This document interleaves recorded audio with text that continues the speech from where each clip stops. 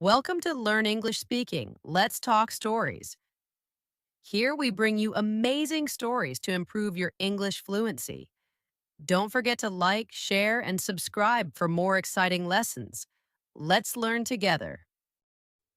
He's a detective, and he lives in Paris. But Marcel doesn't live in Paris all year. Every November, he visits London. His old friend, Henry, has a small flat there. Marcel loves London. The beautiful buildings, the big black taxis, the museums and shops. He loves Paris, but he loves London too. This story is about one of Marcel's November holidays. It starts at 3 o'clock on a Tuesday afternoon. Marcel is walking from Knightsbridge Station to Henry's flat. He has 2 heavy bags with him. Henry's address is 42 Old Wilton Street. Marcel looks at the numbers. 36, 38, 40. Yes, here it is. Number 42. He sees a sign. It says, Professor J. T. Barton. Marcel looks at it and thinks, that's new. Then he goes down to Henry's flat. Henry opens the door and smiles. Marcel, he says. Come in, come in. Hello, Henry, Marcel says. How are you? His English is very good. I'm very well. And you? Yes, thanks. Good, good. Henry takes Marcel's coat. Now, he says, let's have some tea. The 2 friends sit in big chairs. They drink tea and talk. At 5 o'clock, Marcel says, There's a new person in number 42. What's his name? Burton? Barnum? Barton, Henry says. Professor Barton. He's very, very clever. And that's not all. After tomorrow, he's going to be famous, too. Famous? Marcel looks at his English friend. Why? It's a very interesting story, Henry says. He has some letters. They were under the floor of an old woman's house in Oxford. And? Marcel says. And they're from Shakespeare to his son, Henry says. Shakespeare? Yes. Henry smiles. Shakespeare. The old lady telephoned Professor Barton, and the professor visited her. They talked about the letters, and she said, I want to give them to the British Museum in London. Can you do that for me? And Professor Barton said yes? That's right. Where are the letters now? Marcel asks. In the professor's flat. He's going to give them to the British Museum tomorrow morning at 10 o'clock. A lot of journalists and TV people are going to be there. Suddenly, there's a big bang, and then a long wheel. What's that noise? Marcel asks. He goes to the window. Then he remembers. Oh, fireworks. Of course, it's the 5th of November, your Guy Fawkes Day. Then a man walks down the steps from 42 Old Wilton Street. Marcel looks at him. Is that Professor Barton? He asks. Yes, Henry answers. He always goes to the cinema on Tuesday evenings. Aha, Marcel says. Why do you say, aha? Henry looks at his French friend. Then suddenly, he understands. Oh, you want to look at the Shakespeare letters. He smiles. Okay, why not? After tea, the two mice visit Professor Barton's flat. There's a small hole near the front door. Henry stops in front of it. Here we are, he says. Do you want to go in first? No, after you, Marcel says. At 5:55, they're in the professor's flat. It's very big, with a lot of old chairs and books. There are some beautiful pictures, too. Come with me, Henry says. He walks across the floor. Then he starts to climb a very tall bookcase. Marcel is behind him. They go up and up and up for a long time. Then Marcel sits on Charles Dickens's book, Little Dorrit. He can hear a lot of fireworks in the street. Bang! Bang! Bang! They go. There's a small white button in the bookcase. Henry smiles at Marcel and presses it. Suddenly, some of the books start to move. Why are they moving? Marcel says. Then he understands. Ah, I understand. There's a safe. Yes, Henry says. Now, you stay here. I'm going to open it. He takes some blue paper from his jeans. Then he climbs down to the safe. There are some numbers on the paper. He starts to read them.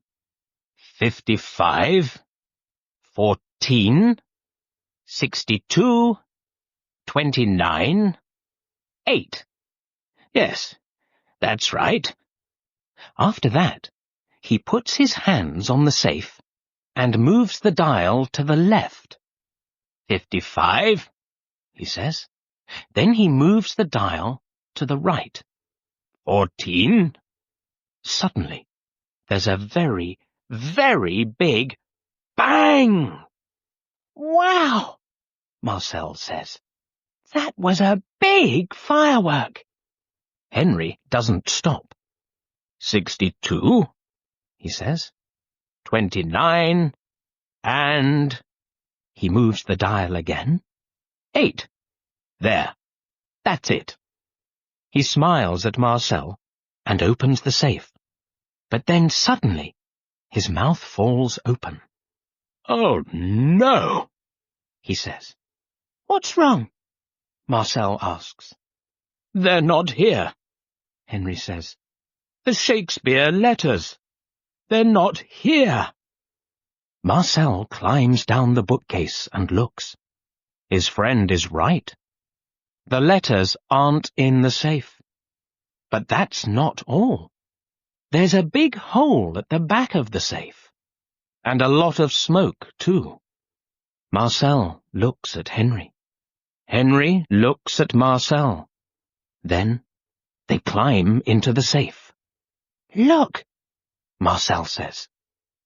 He can see a room in number 40, Old Wilton Street. He can see a person, too. A tall woman in a red dress. She's sitting at a table and talking on the telephone. Do you think... Henry starts. Marcel says. The two mice sit and listen. That's right, the woman says.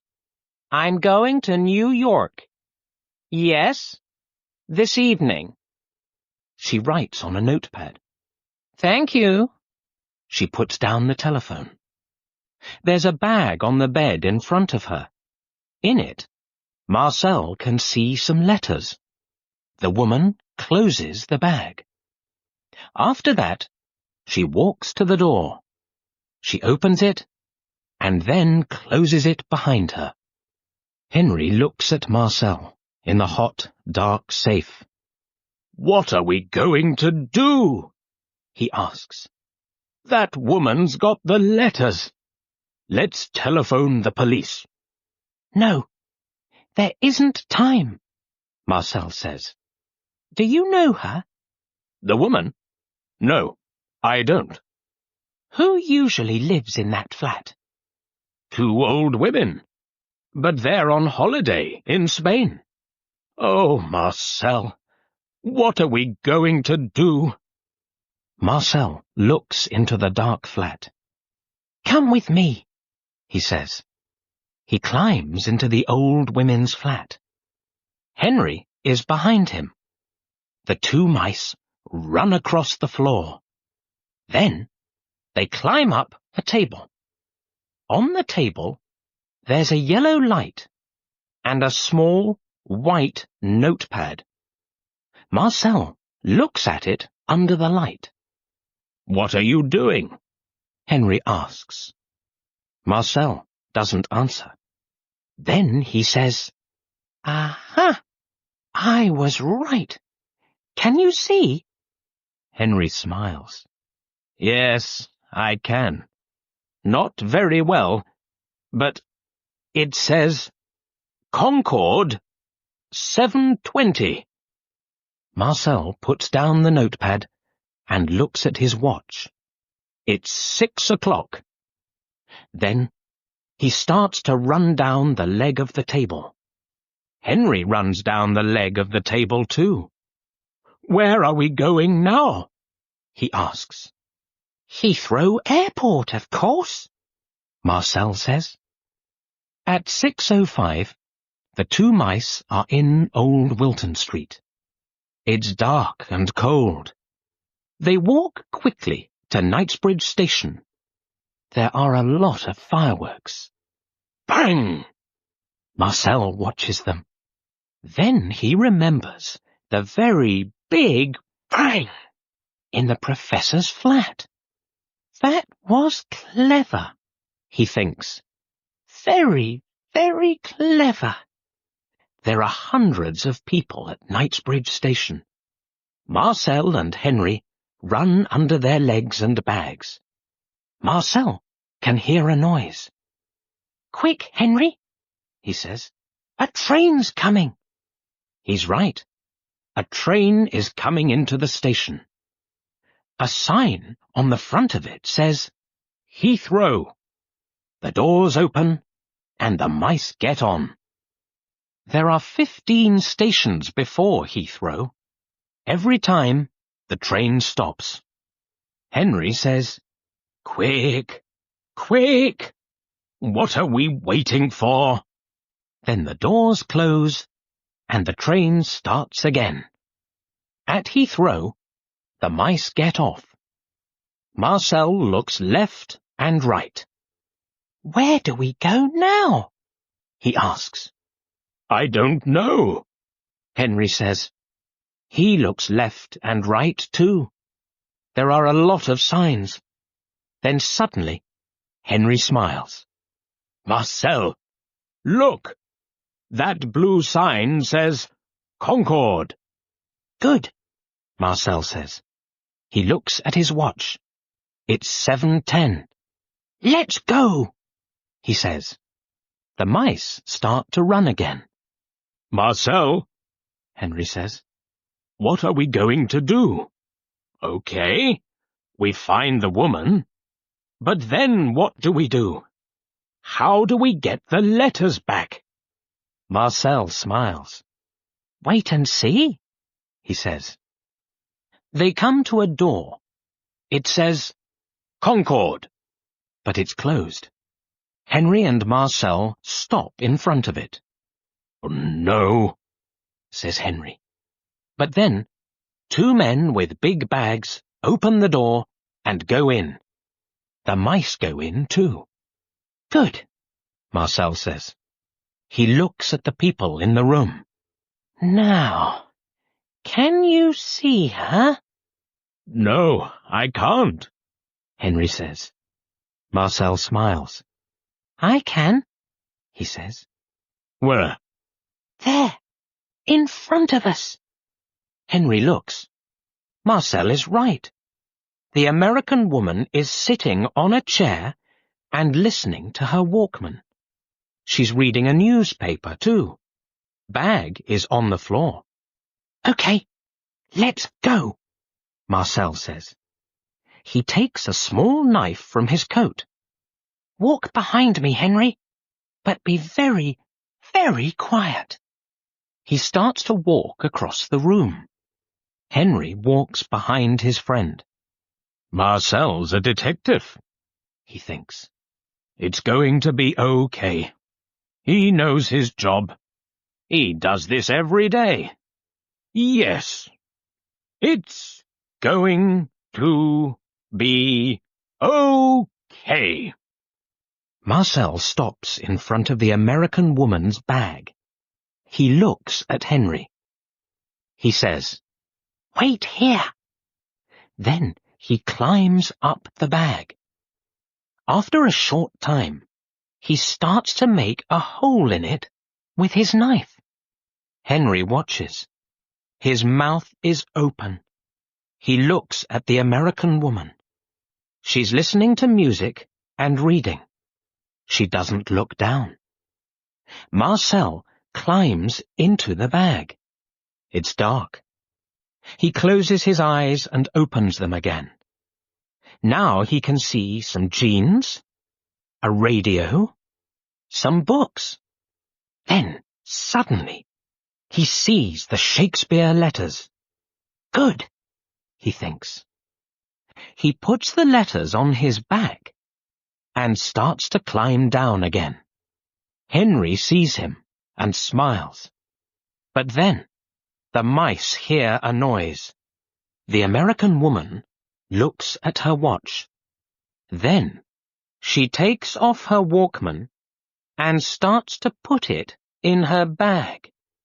Hey, she says. What?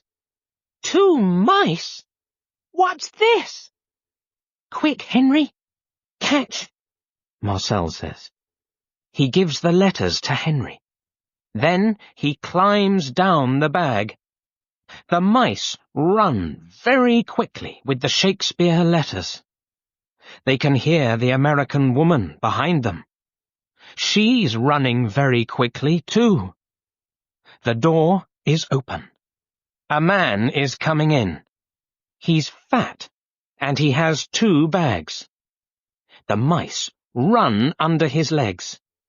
Then Marcel hears a big noise. He looks behind him. The American woman is on the floor, and the man is talking to her. Sorry, he says. Are you okay? The woman stands up.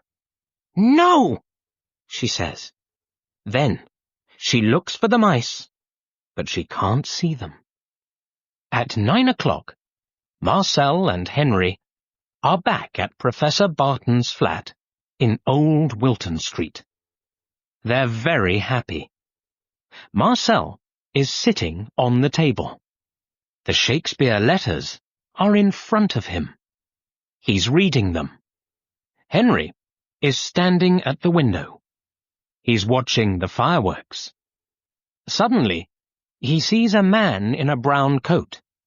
It's Professor Barton. He's coming home. The professor is smiling. Then he walks into his flat, and suddenly he stops smiling.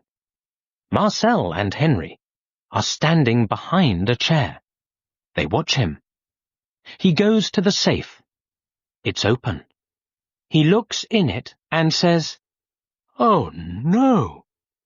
Then he sees the Shakespeare letters on the table. But he puts one hand on his head. I don't understand. He looks at the safe. Then he looks at the letters. And then he looks at the safe again. Why are the letters here? He says. When? How? I don't understand. In the morning, Henry and Marcel go to the British Museum. It's a cold day, and it's raining. In the museum, there are a lot of journalists and TV people. They're waiting for Professor Barton. He arrives at 10 o'clock. Good morning, he says to them. He starts to talk about the Shakespeare letters. Then he gives the letters to a man from the museum. Thank you very much, Professor, the man says.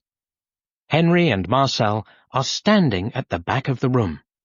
Henry smiles at his French friend.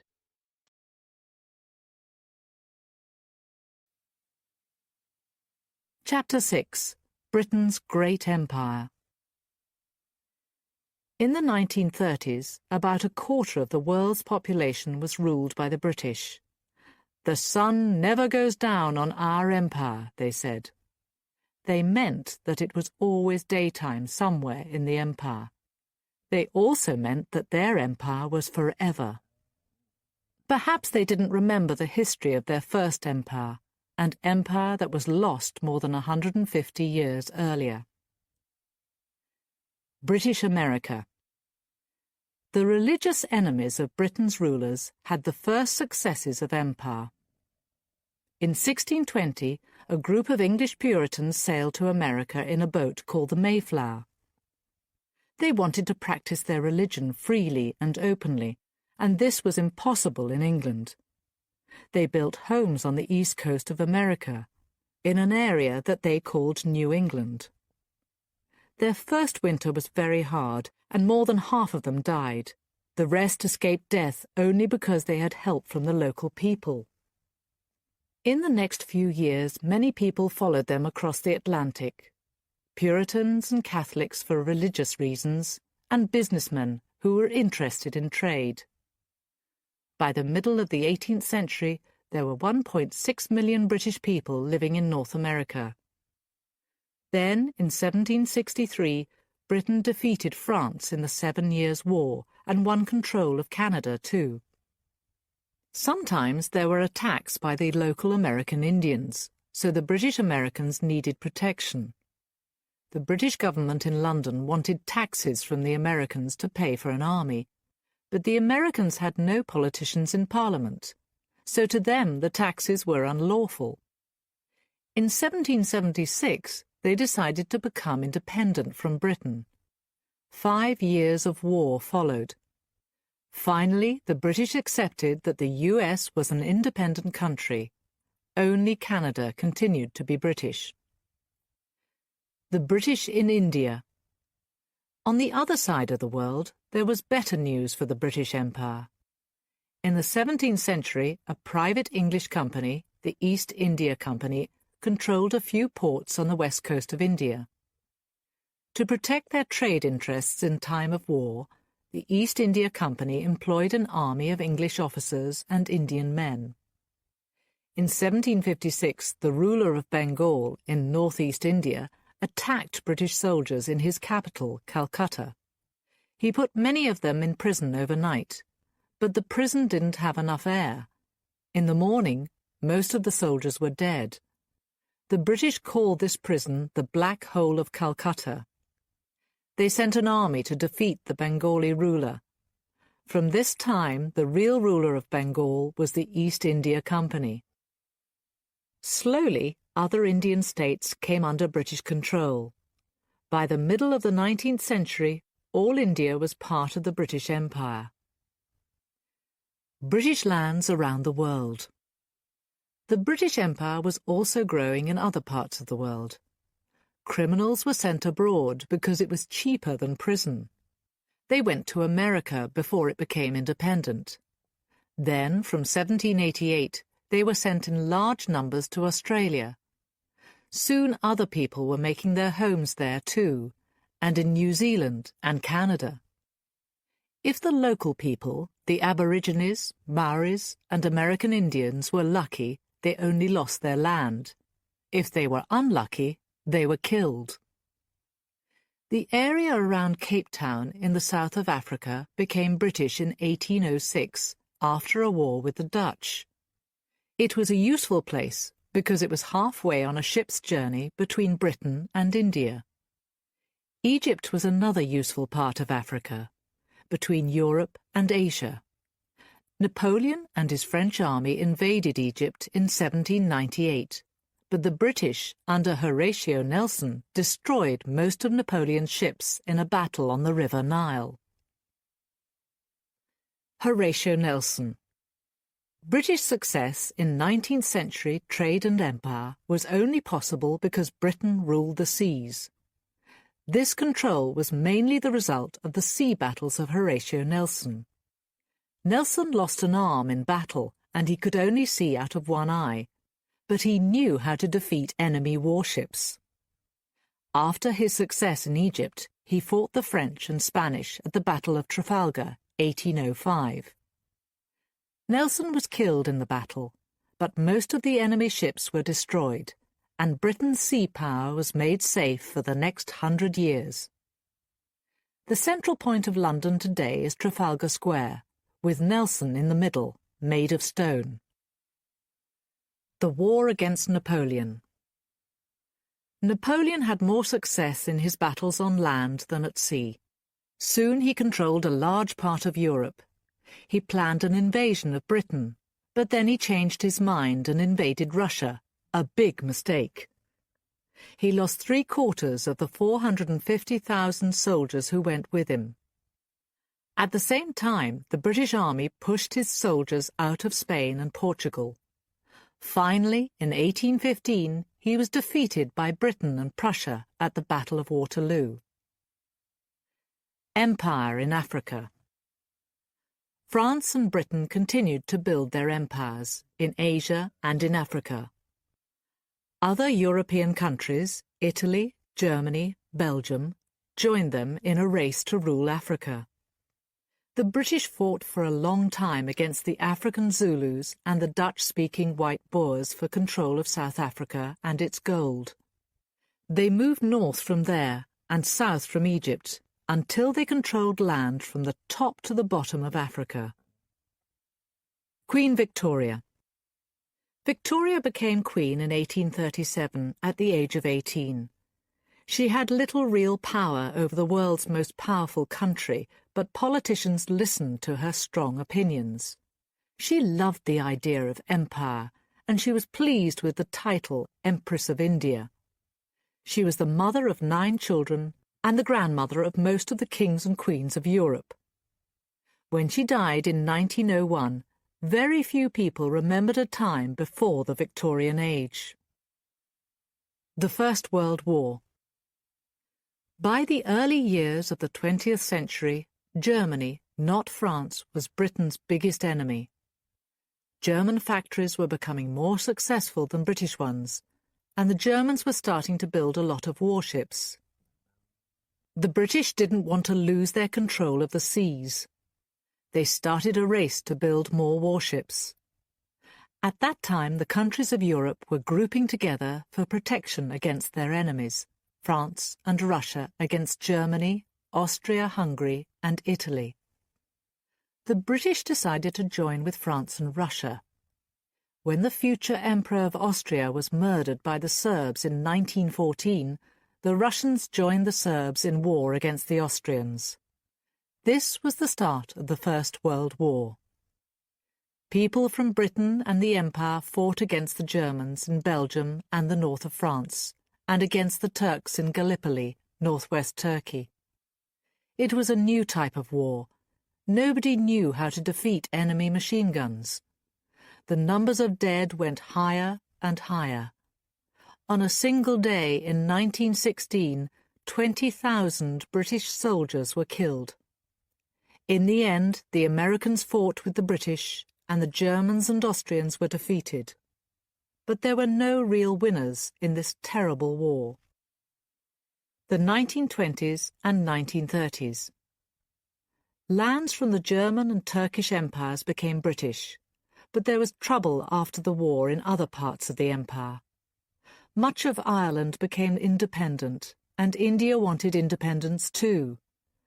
Japan's power in Asia was growing. Were the British areas of Asia safe? Britain wasn't as rich as before the war. In the 1930s, many factories closed and workers lost their jobs. A lot of people were unable to feed their families.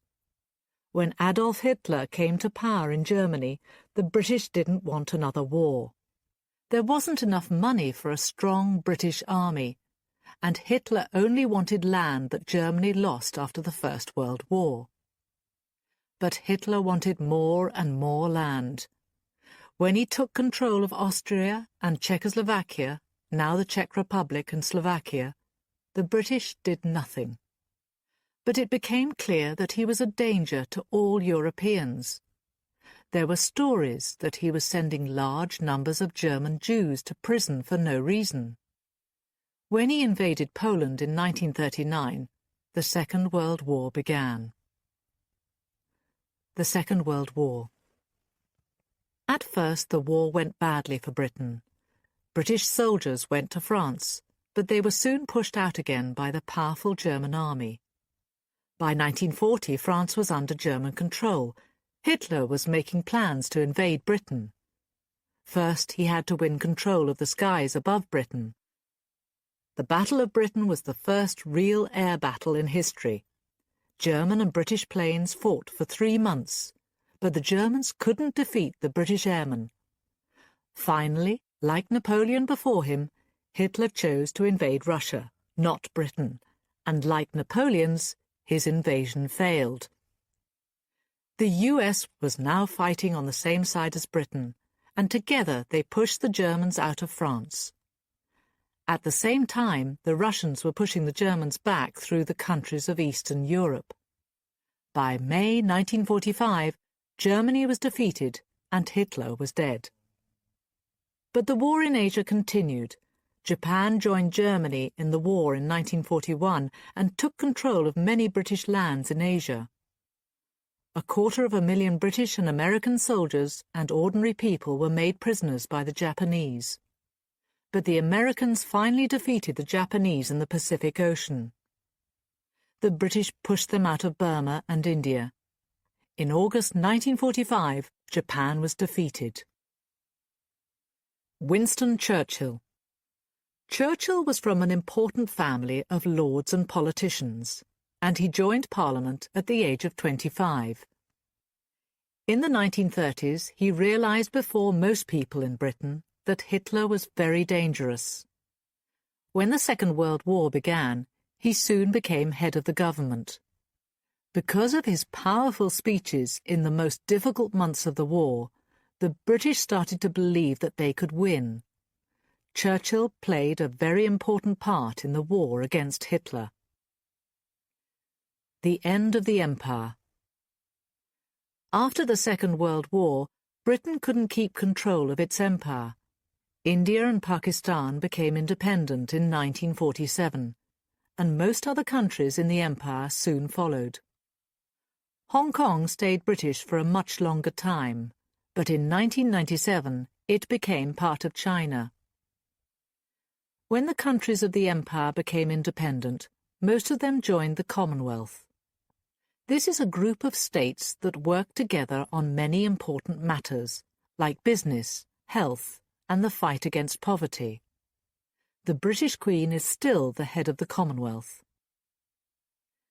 Britain's place in the world today. Britain is part of the Commonwealth and the European Union, and as a result of its history and language, it works closely with the US too.